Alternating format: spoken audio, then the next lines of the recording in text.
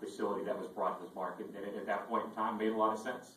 Even in this day and age, the license that was just approved in Lake Charles, just outside of Houston, is another expansion and an opportunity for growth, whereas the Lake Charles market does not fight the same kind of tribal convenience that is located next to the Dallas feeder market that we fight here. There are two gorgeous facilities that are north of Dallas in Choctaw and Windstar. They've done a nice job of building out those facilities, and in such, we've faced tremendous competition in this market. We are, unfortunately, in a declining market here in Bossier, with 6 current total licensees, including the Louisiana Downs racetrack.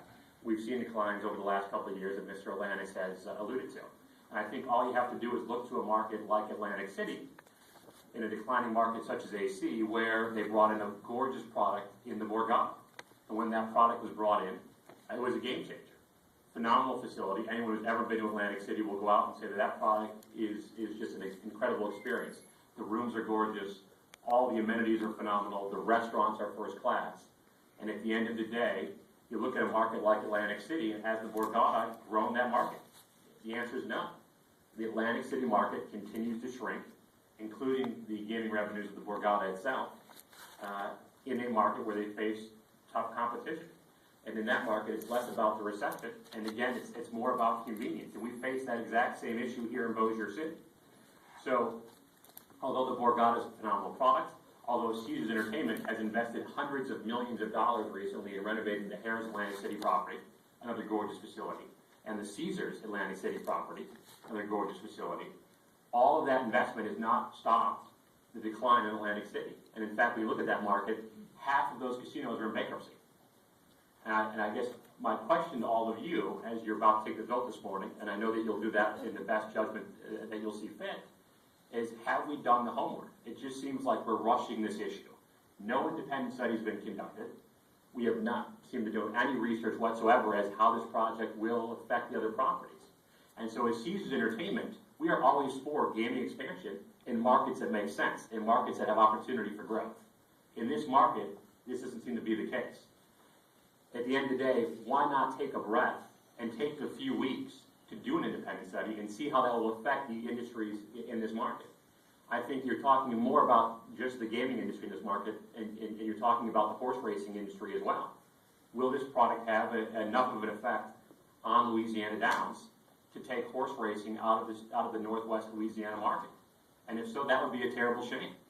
And at the end of the day, that has repercussions not just in the Bossier market, but for all of racing statewide. And I think that's something that we have to understand.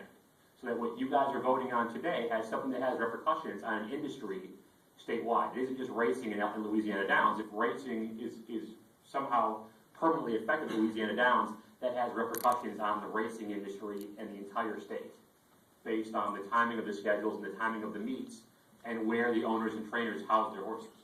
So this is something I think that we should have taken at least a few weeks and gotten the facts in line before we just go ahead and make a vote. And I guess that's what I'm asking for today. Thank you. Thank you, Mark. Can I ask a question? You talked of that. I guess what you're thinking about is that we should be considering restricting the competition in a way. Perhaps maybe that's not stating it fairly clearly, but I consistently, I think I noticed that the horseshoe property just consistently, outperforms all of the other boats several times, and I guess the way I add that up in my mind is that there's an example where bringing a better product that seems to somehow appeal to the market in a better way is producing success that would kind of lead me to believe, well, if someone else came along and started a better product, well, then there would be room in the market for that. Perhaps that would maybe make others in the market view that, and instead of the addition having an effect of depressing the market, maybe the idea of all, using the adage of all boats rise in the water, everyone would do better. I'm understanding that wouldn't be your view, but how would you comment about that? I just think we have to look at other markets where we've seen similar actions, and I think you look at Atlantic City, it just hasn't been the case. I think you look at markets like Tunica right now, I think they're talking about contraction. So I think we just need to do our homework and understand other gaming markets. It's not just adding another gas station to the mix in the town of Bossier, or not just adding another hotel of 140 rooms in the Hampton Suites.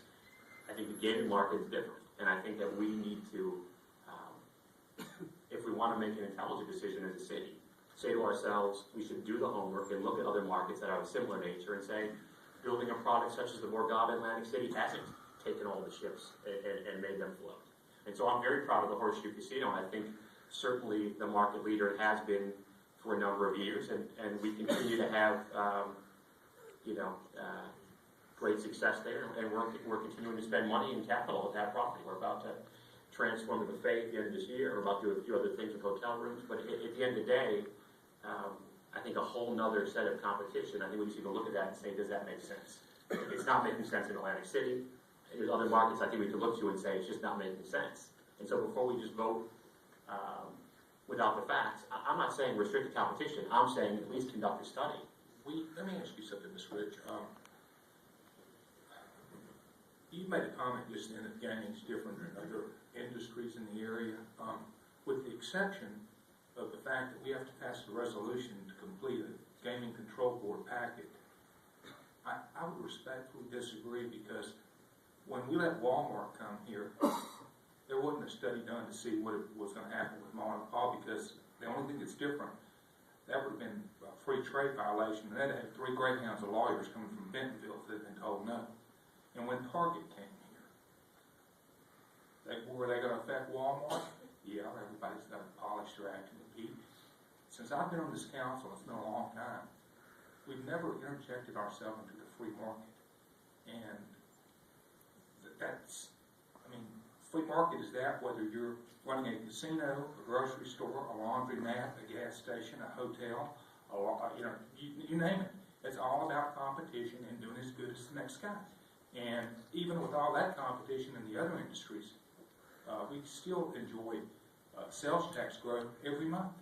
So, I kind of beg to differ that you're special.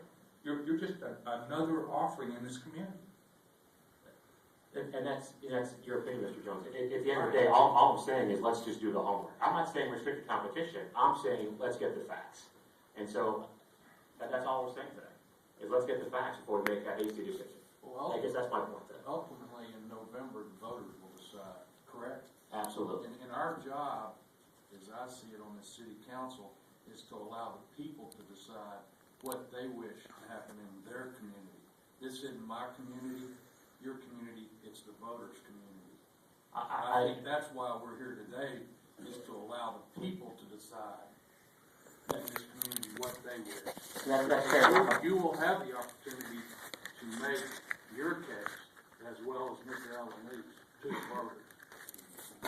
I think that's absolutely a fair comment. I question whether or not the people count on us, though, as the city leaders, right, to understand the facts, and before we vote on something, to understand what those things. I trust people in this country and this community to vote for what they want. I still believe in that. Fair enough. My point was simply, why rush to go? Could I ask one line? I don't want to distract, but one other question. If, for instance, if you were having such success at Horseshoe that it was your proposition to expand the hotel by 25 or 30%, then would you expect? I guess you would expect us to then look at the other votes and see if we think that would have a negative effect on them, and then maybe restrict that. Would that be a comparative kind of a view to? I don't think it's about the whole hotel per se. I think it's about the gaming product at large, right? And I think if we were planning to bring a 7's license into a declining market, I would think that people would want to understand how that would impact this overall market. And so again, I'm just saying let's understand the facts. I'm not saying to restrict or not restrict. That's absolutely your guys' decision, and they'll absolutely be the voters' decision in the fall. All I'm saying is let's just understand the facts behind similar markets that have been in decline when they brought in new products. We just don't understand the full right. So. Ask again, gee whiz question. Sure. I'm a big fan of Civil War horse racing. Have you changed the denominations of the slots significantly at Louisiana Downs? Have we changed the denomination of the spots? Like moving toward pennies, Yes, we absolutely have become more of a penny market. which means the horseman gets cuts on pennies rather than 1s, 5s, and 10s. You can bet up to 450 lines or pennies on a machine. But again, we've got product that fits the whole gamut. Right? We've also got 40-something machines that are $5 and above at that property. So we have a large array of product. Do penny slot players usually put in hundreds of dollars? Absolutely, the penny slot players who put in thousands of dollars at a time. So at the end of the day, that's really not. People enjoy the penny product because it's new, it's different. It allows people to go into bonus rounds, and frankly, it's what's new. Right? It helps the industry stay fresh and new. Penny product has been very popular across the entire country, not just Louisiana Downs. Anyway, that was my point. I just want to thank you for your time. Thank you. Thank you, Mr.